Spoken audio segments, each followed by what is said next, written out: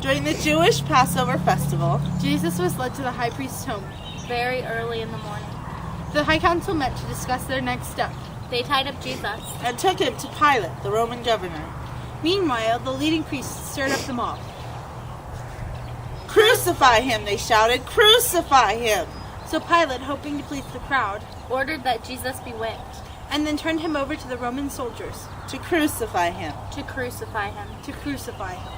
Do you want me to release Jesus or Barabbas? Barabbas! But Barabbas is a murderer. Barabbas! What shall I do then with Jesus, who is called Christ? Crucify him! Why? What crime has he committed? Crucify him! When Pilate saw that a riot was starting, he washed his hands in front of the crowd. I'm innocent of this man's blood. His death is our fault, not yours. Then they took Jesus out of the city to a hill called the Hill of the Skulls. And there they crucified him. They crucified 2 robbers with him, one to the left of him and one to the right, with Jesus in the middle.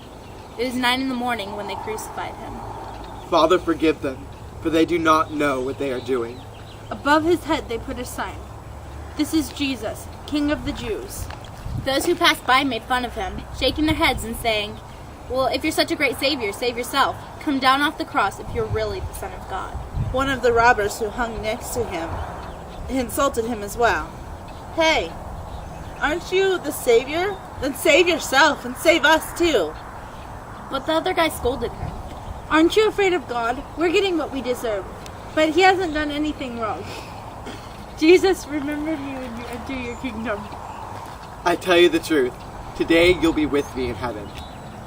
From noon until 3 o'clock, darkness came over the land, because the light of the world was dying. My God, why have you left me alone? When Jesus cried out again in a loud voice, he gave up his spirit. It is finished.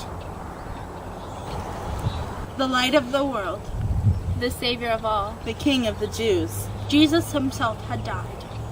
A Roman soldier that was watching all of this was so impressed. He praised God and said, "Surely this man was the Son of God." And when those that had gathered saw what happened, they bowed their heads and sadly walked away.